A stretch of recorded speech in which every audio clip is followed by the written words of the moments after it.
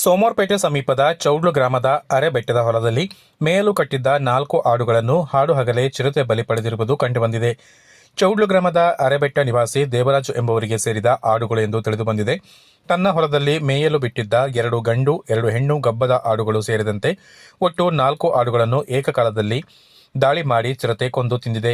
ಸ್ಥಳಕ್ಕೆ ಅರಣ್ಯ ಅಧಿಕಾರಿಗಳು ಭೇಟಿ ನೀಡಿ ಬೇಟೆಯಾಡಿದ ವನ್ಯಮೃಗವನ್ನು ಪತ್ತೆ ಹಚ್ಚಿ ಸೆರೆ ಹಿಡಿಯಲು ಬೋನ್ ಅಳವಡಿಸಲಾಗುವುದು ಎಂದು ತಿಳಿಸಿದ್ದಾರೆ. ಇನ್ನು ಮಾಲೀಕನಿಗೆ ಸೂಕ್ತ ಪರಿಹಾರ ಒದಗಿಸುವ ಭರವಸೆಯನ್ನು ನೀಡಿದ್ದಾರೆ. ಸ್ಥಳದಲ್ಲಿ ಗ್ರಾಮದ ಮಹೇಶ್ ತಿಮ್ಮಯ್ಯ, ಮಂಜುನಾಥ್ ಮೋಹನ್, ಅರಣ್ಯಾಧಿಕಾರಿ ಪ್ರಶಾಂತ್ ಹಾಗೂ ಸಿಬ್ಬಂದಿಗಳು ಉಪಸ್ಥಿತರಿದ್ದರು.